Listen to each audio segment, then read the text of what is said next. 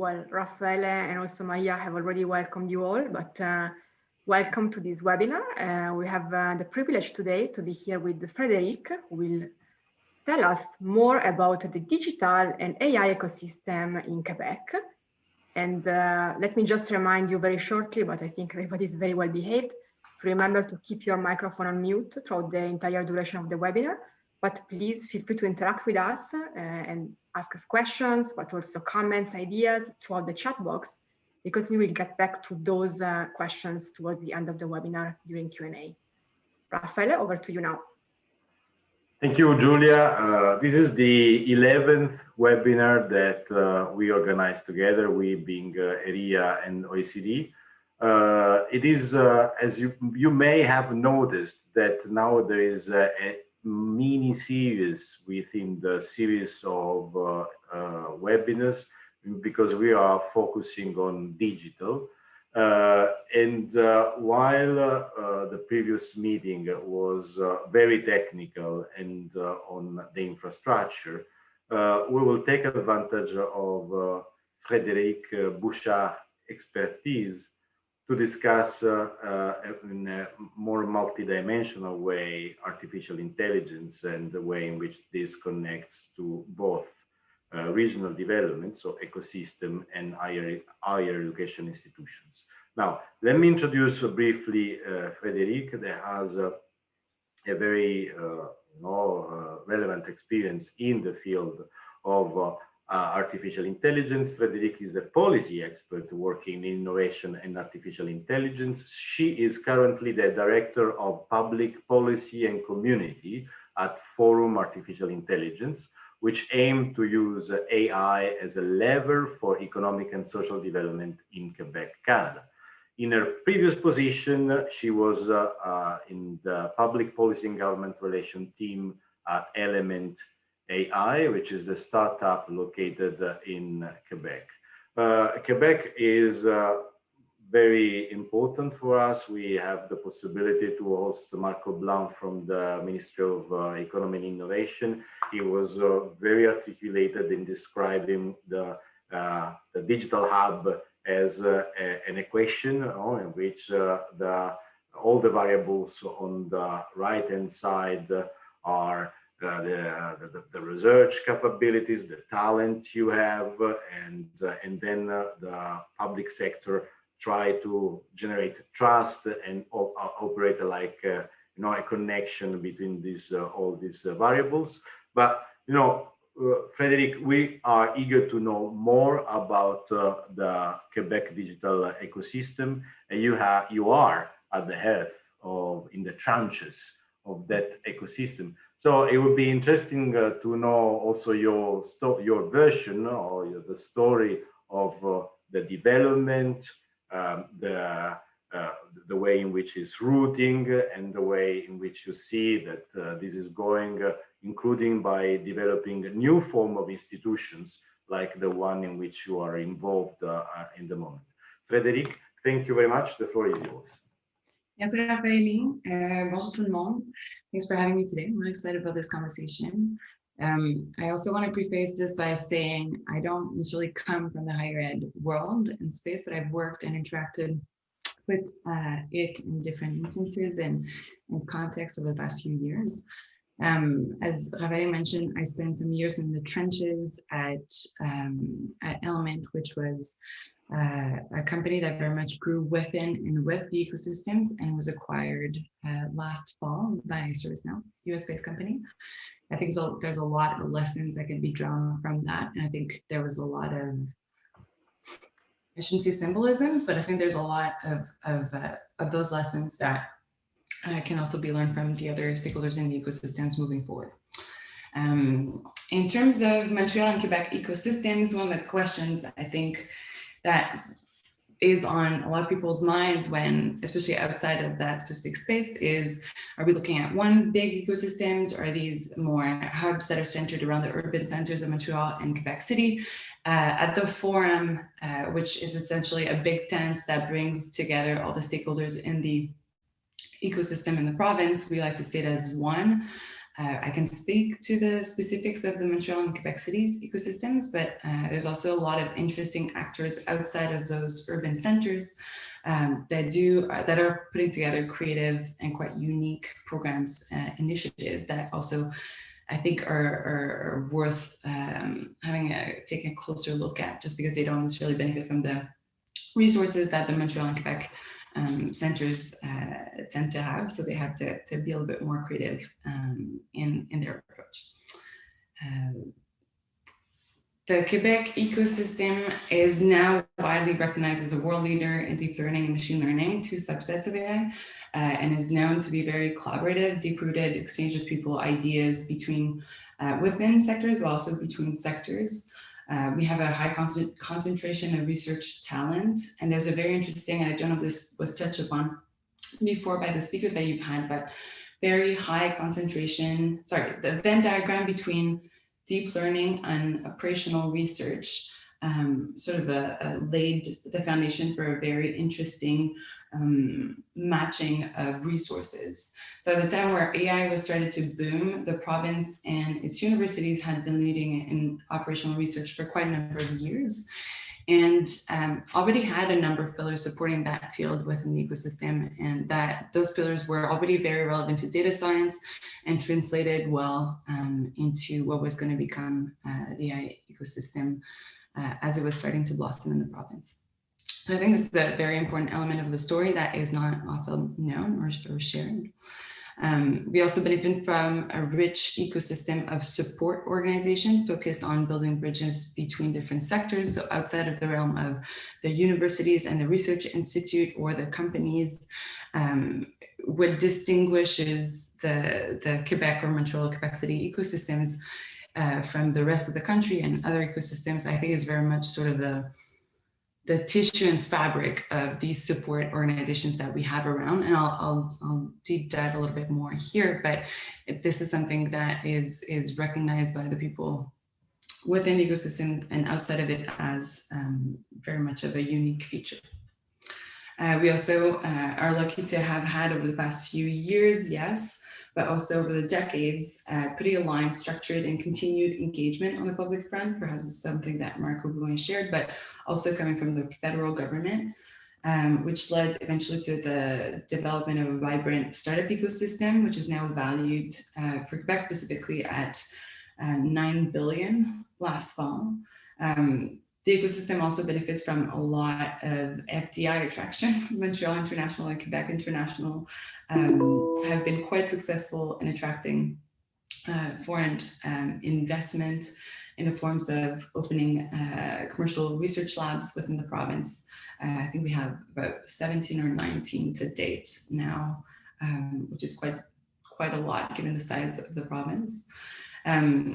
If we want to dive into a little bit of the pillars that support the ecosystem, the main one, and probably the most widely known, is MILA, Research Institute affiliated with the University of Montreal and founded and led by Yoshua Bengio.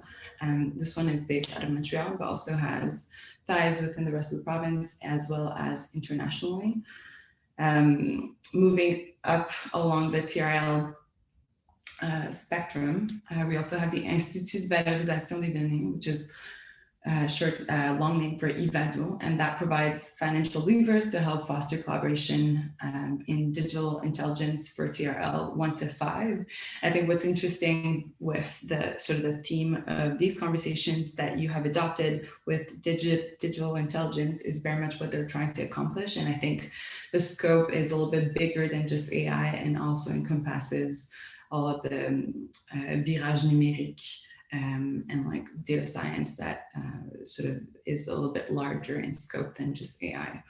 We also have Scale AI, which is interesting, and I can also dive a little bit deeper into, but quite a beast. Montreal-based Canadian AI supercluster, and this one focuses on the integration of AI in industry. So again, a little bit higher on the TRL spectrum.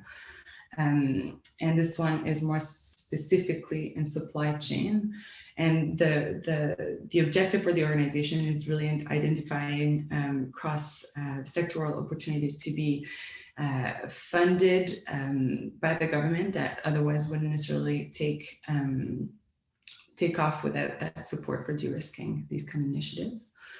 Recently, and perhaps the group will be familiar with this initiative as well, but GPA, which is the Global Partnership on AI, opened earlier this year the International Center for Expertise in Intelligence in AI in Montreal, which is essentially an arm of the Global Partnership on AI, where the OECD is also involved, that looks a little bit more closely at the questions of responsible AI and data governance. And the intent is very much to have more applied projects on these specific questions based on the principles, the responsible AI principles that were put forward by the OECD, I would say 2-3 years ago. And lastly, worth noting as well, there's the International Observatory on the Societal Impact of AI and Digital Technology that's based out of Quebec City and looks a little bit more at the ethical side of these questions and very much engages cross-departmental type research on these topics. As you can see, I'm going to stick to these pillars. There's a lot of organizations involved in the field, and that's part of the reasons why the forum AI was created, to sort of bring that platform that gets all these people together, coordinate projects, eliminate overlaps, optimizes the resources that have been poured in the field, and allow the ecosystem and its players to speak from one voice as well. I'll stick here. I can dive into what led to sort of the ecosystem as we know it today, but perhaps I'll let Julia the chance to ask a question first. Thank you very much, Frédérique. It's a quite dynamic picture. Many actors in this ecosystem. I'm sure we'll have questions about that later. But now let's talk a little bit about skills. So how to generate skills that also help connecting with many of these actors that you have just described that are active in the AI digital ecosystem of Quebec, and also the startup movement, for instance. And what is the role of higher education institutions in this ecosystem? Over to you, Frédérique. Thank you, Julia. First of all, I want to say it is really tough. And I say this humbly. I have not been in the higher ed sector myself, but from my experience at MNTI, where the way the organization, the company was organized, was very much based on, I think, sort of a cycle that you'll be familiar with. So in-house, I should backtrack and provide some context, but the intent was very much to build AI components from scratch to then turn them into solutions that would then be ready to be commercialized for private partners. Both private and public partners. But the way the company was structured at the time, we had an in-house fundamental research lab pushing the needle on cutting-edge research, both in NLP, computer vision, anomaly detection, et cetera, and then turning these components into applied solutions within the applied research lab, and then working with the solutions team to make this relevant for market, and then being able to deploy them with different partners. Again, caveat here, we also had our own set of challenges, but I think that very notion of having in-house within the private sector that sort of cycle from fundamental lab to commercializable solutions was very interesting, and that allowed people to work very closely with fundamental scientists and researchers. And very often, one of the challenges they would face is they wanted to come out before presenting it to anyone, let alone clients and potential partners. They wanted their solutions, algorithms, and models to be perfect. And I think that's which is great, because I think in some contexts you want your model to be very accurate and precise. In others, it wasn't always necessarily the best approach. And I think we had a hard time at failing fast. And I think what this example sort of highlights is the fact that we are very good and strong at attracting, maintaining, producing, and sort of harvesting really great researchers. When it comes time to turn that into applied solutions, ready for the market in sort of real world settings, it is one of our main challenges. So I think one of them, especially in a context where we have limited shortage of talent, and again, in AI, both from production and adoption perspective, you're very much looking at a spectrum. On one side, you'll have fundamental researcher, and on the other side, you'll have the AI software developer, back and front end, whatever it is. And I think in this context, making it easier to work with your fundamental researchers, either through different tooling or skill set that are standardized along that value chain, I think it will increase choice and access to AI technology, both from a production perspective, also from an adoption perspective, and engender far more innovation than what we have seen so far. Again, bridging that gap is one of the challenges.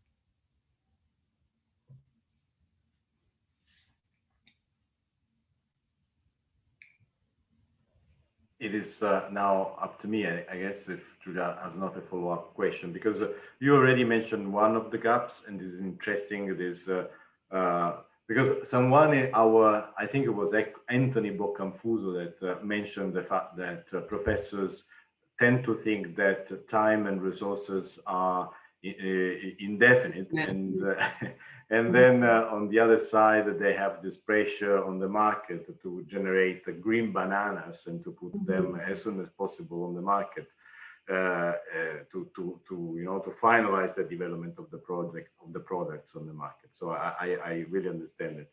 And so you focused on this gap, which is very classical in the sense is what we found everywhere is the problem of connecting research and innovation. But if you should think about additional gaps that now the ecosystem, so the digital hub, is facing, what this would be, and in which way you think that higher education institutions could contribute to solve some of these gaps. Over to you. And perhaps I jump to the gaps a little quickly.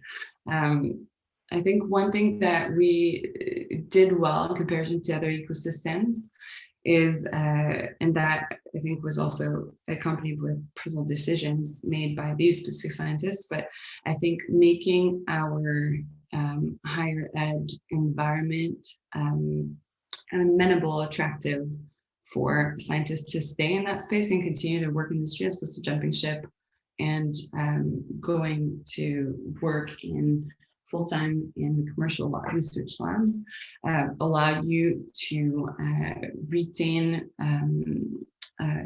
that sort of virtuous cycle of a sustainable training environment where, for example, Yoshua Bengio decided not to move to industry full-time and dedicate his time to the students that he had at the Mila Institute and spend and focus on training these students so that we could breed and develop more in a research space out of Montreal that is not necessarily within and dedicated to the sole questions and solutions that Facebook, Google, IBM, Amazon wanted to look into. So I think fostering an environment where our researchers do have access to resources that they need within the university setting or the higher ed setting helps keep these scientists and researchers in place so that they can, to their in turn, train and grow and harvest more researchers in the field. I think in our case, it allowed us to attract a number of them, and that was accompanied by very targeted and intentional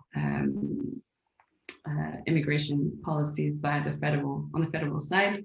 The Quebec government is still looking at what this should look like in the Quebec context, given the language component. That being said, one of the challenges as I highlighted, which is yes, classic to digital to AI to Canada, the commercialization bit is very much present in AI, I think compounded by two factors. The fact that the market isn't quite mature yet, which means that it takes time to commercialize a component. 5 to 10 years is something similar that we're seeing in biopharma, in quantum computing, et cetera, et cetera. Our home market is not a big one. It is very much composed of SMEs, which means that companies or organizations that want to commercialize these breakthroughs have to turn their heads to international markets to do so. And that also means the added challenge of exporting. So I think a tangible example of that was that at Element, 75% of the solutions and services that we were offering ended up going to international partners, whereas 25 of them would stay domestic. So I think that additional challenge is compounded and very much translates, and we'll see it in the challenge to commercialize our solutions. I take the opportunity, Frédérique, to ask a specific question. Because what you would expect from a digital ecosystem like that is to generate a lot of positive externalities, also a knowledge spillovers, if you want to have Marshallian definitions. But for those actors, they are co-located and then have a benefit because they can, get these externalities and be more productive. Have you seen this? I mean, because I understand that the normal counterpart of the market is the world, and especially large organizations. But have you seen any advantages for the SMEs in Montreal and Quebec because of the presence of the artificial intelligence? Yeah, it's, I mean, there's a lot to unpack here. One quick example, and I think we discussed that as well at the time, was that a real example or a consequence of not adopting in specific verticals within your economy, or not digitizing within specific verticals or sectors within the economy, is the threat that investments are going to pass you by because you're not technologically ready or savvy enough to sustain the next 5 to 10 years. An example of that was that in Quebec specifically, we have a very strong aerospace industry built around Bombardier, like big players like Bombardier and CAE that were doing a lot of R&D. But there's also, as you can imagine, just because of all the components that are needed to go into a plane, there's a massive chain of suppliers and providers that surround these two big companies. And someone shared with me the anecdote of specific investment when potential investors, when coming in and looking at the space and whether or not they wanted to invest or establish themselves here, we're looking at the digital readiness of all the components of the supply chain for the next 10 years. And what they were saying and basing their final decisions upon is the fact that if your supply chain isn't ready to be sort of like digitally sustainable for the next 10 years, we will not invest here. So I think that sort of vicious cycle really just highlights the importance of how we need to integrate the fruit of our digital and AI research within our own industries. Otherwise, we end up exporting those to competition for different verticals that our economy is based on.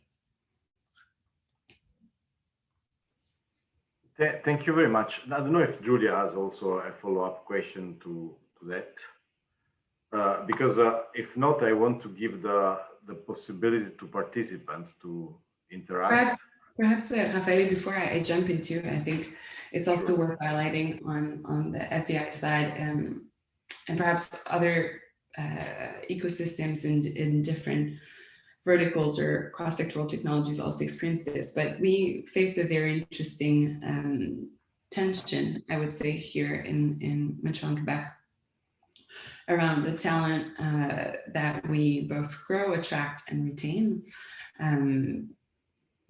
We tend to be, or I think it's if we put it in a constructive way, if we are a victim of our own success. And I think organizations like Montreal International, Quebec International are very successful at attracting international players that do want to establish and open either a branch or a commercial research lab here in Montreal, because talent, resources, cheap energy costs, all great incentives that also have been put in place and coordinated by different levels of government.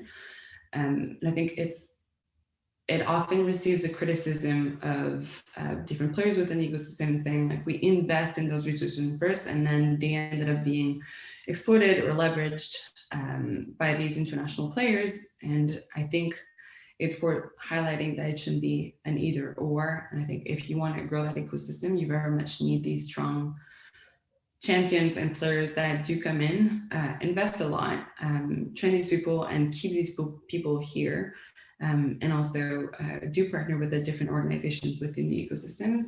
And as you mentioned, that tends to create spillovers and synergies.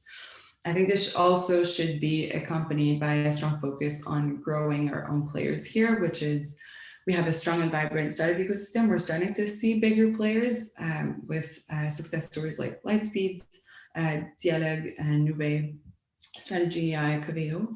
That being said, we have a hard time getting them to, we have a hard time getting our smaller players to the IPO level of the Shopify's and the like.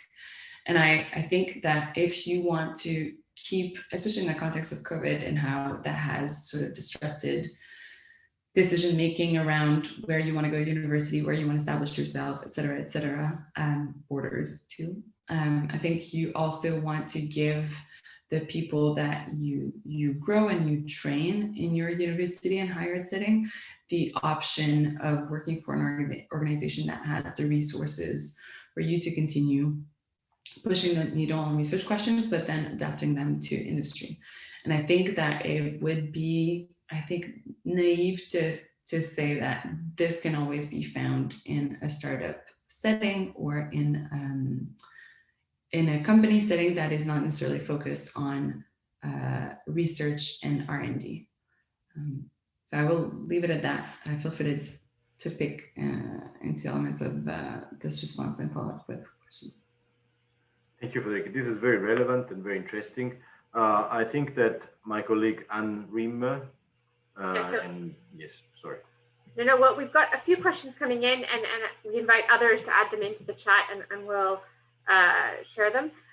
And I think the first question we have actually goes back to the first question you answered, which was talking about the ecosystem itself. And obviously, it's a rich ecosystem, lots of players, and the question was, what are the governance options that have made that ecosystem work, and how have you got, often with governance, what ends up happening is yet another umbrella structure is introduced, but it doesn't actually create sort of the connective tissue between all of those players to work in a meaningful way in the ecosystem. So I guess we're sort of asking, what is that connective tissue between the various players? I will say probably 2-3 things. At first, 2-3 things. I think it's important to keep in mind the way, if we focus on research and higher ed institutions specifically, I think it's important to remember the way those institutions are funded in the province. A lot of that funding comes from public consensus, mostly provincial, at the provincial level, and then for anything more advanced research, that would be federal. There's not a ton of private money or donations that come through, unlike other provinces or perhaps at the international level. So I think that fostered sort of a equal level playing field. I think perhaps I wouldn't dare to say that the universities are not competing for money and resources, but I think having that steady stream of funding that comes through, and that has increased over the past few years, and I think that's worth highlighting as well. There's a lot of money that has been poured into fundamental research, yes, the provincial level, but a lot at the federal level. So there was, in AI specifically, an organization that's called CFAR, Canadian Institute for Advanced Research, back in the 70s and 80s, was funding long-term advanced research in fields that were not necessarily likely to see breakthroughs or commercial opportunities within the next 10 years. So they were funding AI and machine learning and deep learning research from the Bengio, the Jefferton, and the Yann Lequin in Quebec and in Toronto at a time where nobody was funding these opportunities. And I think that sort of gamble or VC play yielded results 20 years later in the early 2000s when we saw these breakthroughs. And that kept these researchers in the Montreal and Canadian space and allowed us to build an ecosystem around these players, from a research perspective, but also that brought in additional funding, momentum, players, and eventually companies built around these solutions. So I think that's one. Second, a lot of money poured in, and that came with at a time where the first national AI strategy was put in place in 2017 by Canada, leading player on that front. This one should be renewed over the next year, I want to say, because that's where the funding is set to conclude. So there's going to be a lot of reporting and then reviewing the strategy and moving forward. I think a lot of focus is also going to be on how do we better the commercialization aspect of things. So I would say these two things. And I think also and perhaps this is also can be observed in other ecosystems, but as I mentioned in Quebec specifically, that having already in place a set of organizations and support mechanisms for an ecosystem that was very similar in data science and operational research that could support a nascent AI ecosystems very much helped. So I'll leave it at that for now. Can I just pick up on that question really quickly, which was you mentioned the overlap to other ecosystems in the area, and I guess I was just wondering how important do you think it's, we think it's not just about one ecosystem, but actually the connection to the wider ecosystems within ecosystems, as it were. Yeah, certainly. I think sometimes it's a gamble, right? I think we're seeing this. We saw this in AI. We are potentially going to see this in quantum computing, where we have leading institutions as well. And we're not close to commercialization yet, but I think we're getting there. And I think the different funders are very much seeing or keeping in mind the success that we had in AI when keeping on funding quantum computing. That's one thing. Yes, operational research as a very complementary space in which we were strong, that helped sort of support that the booming of the AI ecosystem. We also have in Quebec and benefit, and that was also quite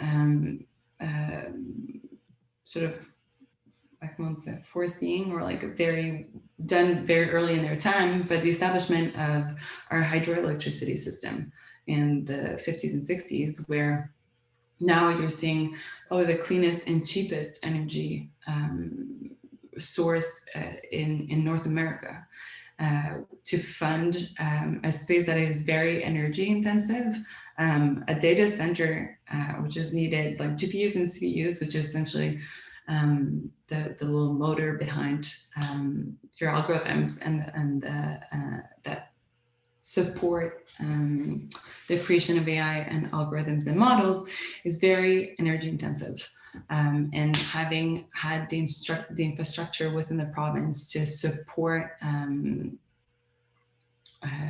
sort of the fooling of AI in that space, quantum computing as well, I think very much helped.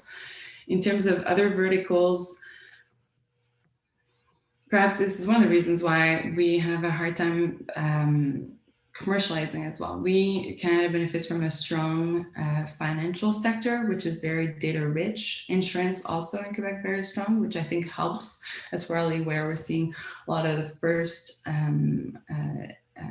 implementation of AI solutions. The other industries are very traditional industries: energy, forestry, fisheries, agriculture, where we're starting to gather data, but it's not everybody that was necessarily at the forefront of doing that. And perhaps that's one of the reasons why it's hard to apply AI in those spaces, or it was hard in the earlier days. And now we're seeing, thanks to some initiatives, again, from the government as a superconnector, but the superclusters aim to do just that. How can we develop these industries so that they're digitally savvy and can sort of move from a more traditional approach to a more 21st century approach. Fantastic. Thank you very much. I'll pass it over to Maria for the next question. Merci. Thank you, Anne, and thank you, Frédérique, for such an interesting conversation. We were wondering if you could tell us more about support organizations. As you said earlier on, that they're very crucial to the ecosystem and to build bridges between research and business. Yeah. Merci.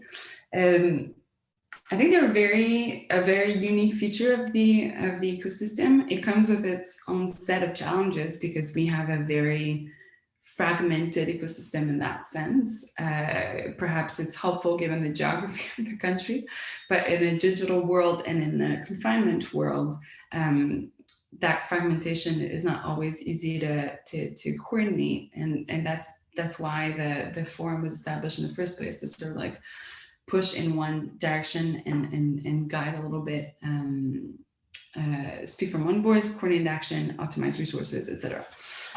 But when we look at what they do and what they do best, and I think it's, we look at, for example, Mila, very early in the TRL, bridging research to applied opportunities.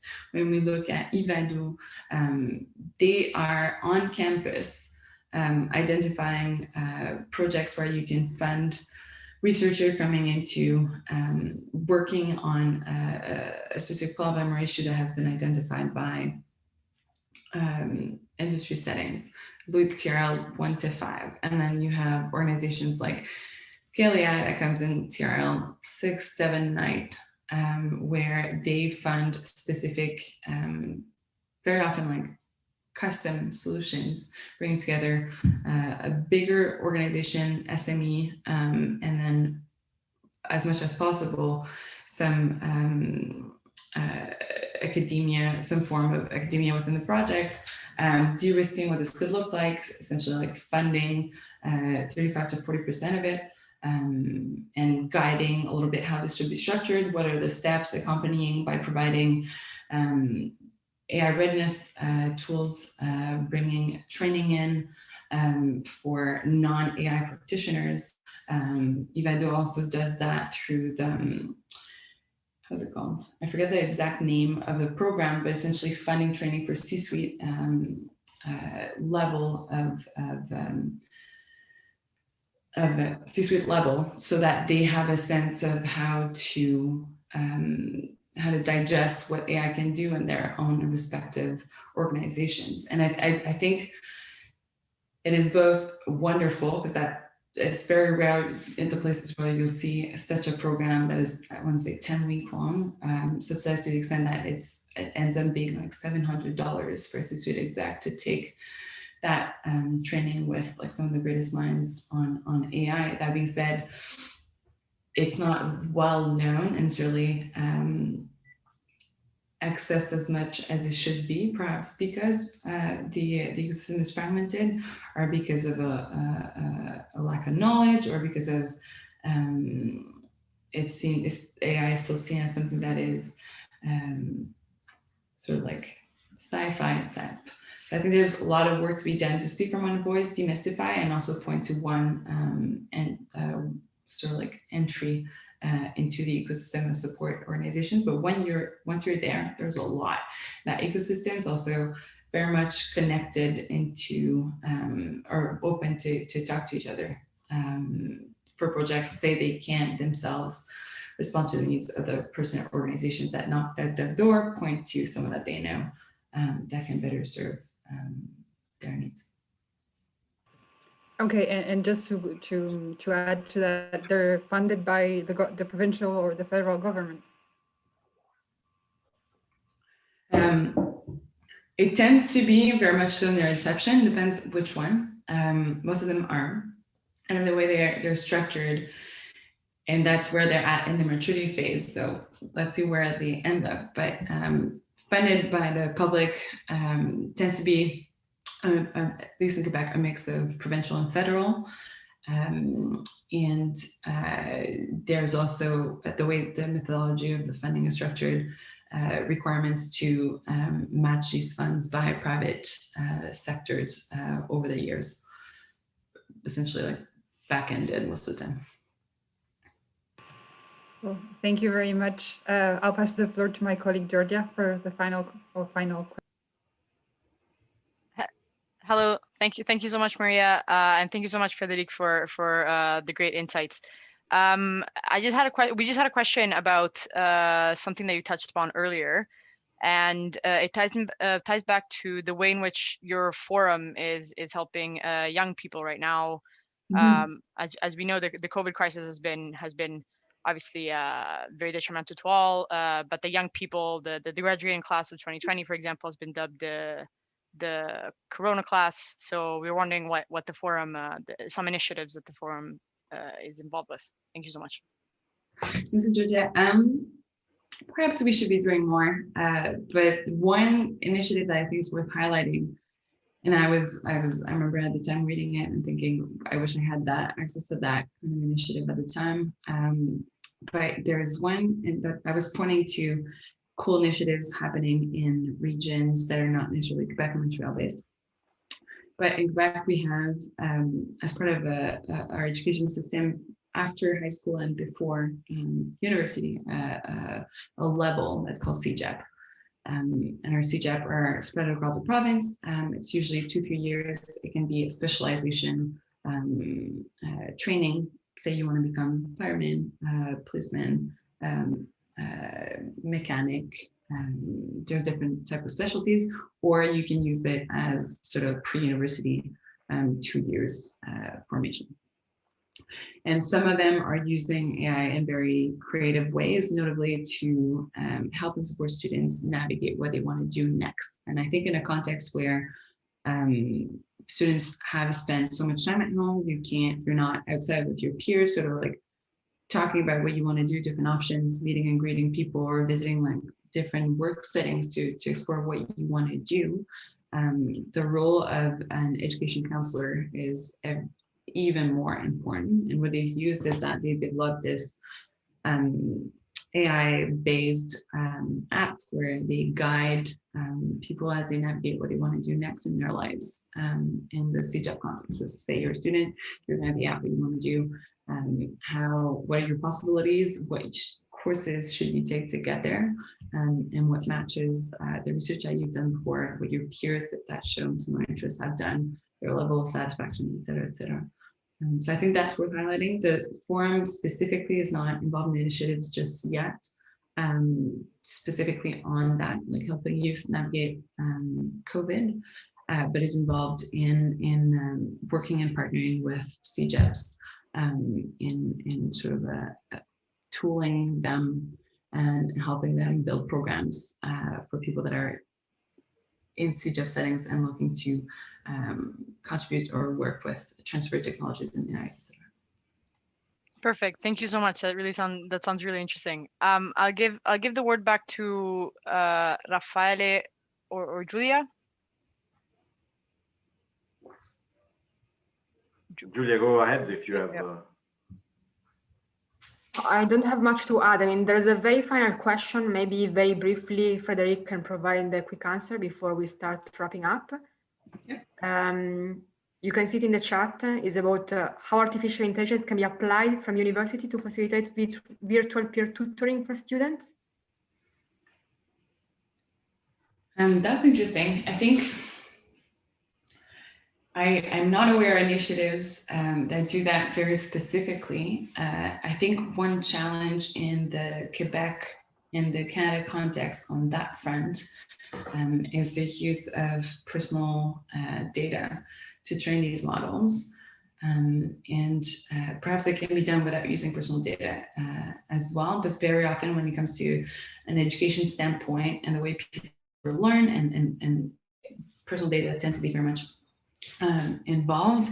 And the province and the country are both looking at two bills that have been tabled, currently being debated on how to structure and regulate the use of personal data in the country, which perhaps will limit or guide initiatives like these. So this is the extent to which I know more on that front. I'm sorry, Camilla, but perhaps if I find anything, I'll be able to share with Julia and the team so they can make it clear. Thank you very much, Frédérique. It was very interesting, and my takeaways for this discussion are the man on the moon dynamic. So the need to keep the flow of public funding open and focused on the objective, the capacity of the government of Quebec of playing the role of the facilitator of a complex industrial policy, and these are as a strong legacy in Quebec, and relates very well to the experience of the smart specialization strategies that we have seen in Europe, only at a scale that is a little bit different, and probably would be worth, and we hope to have the opportunity to come soon to Quebec to discuss this. And then again, the discussion that you made about youth and talent, I think this is fundamental. I don't know the relationship between artificial intelligence and learning per se, but I certainly see that artificial intelligence will attract more and more young people as a field of study, of jobs, and so it is important to anticipate a little bit that. Thank you very much, Frédérique. It was a pleasure. Thank to my colleagues, thank to Julia, and who attended this meeting. The meeting is over.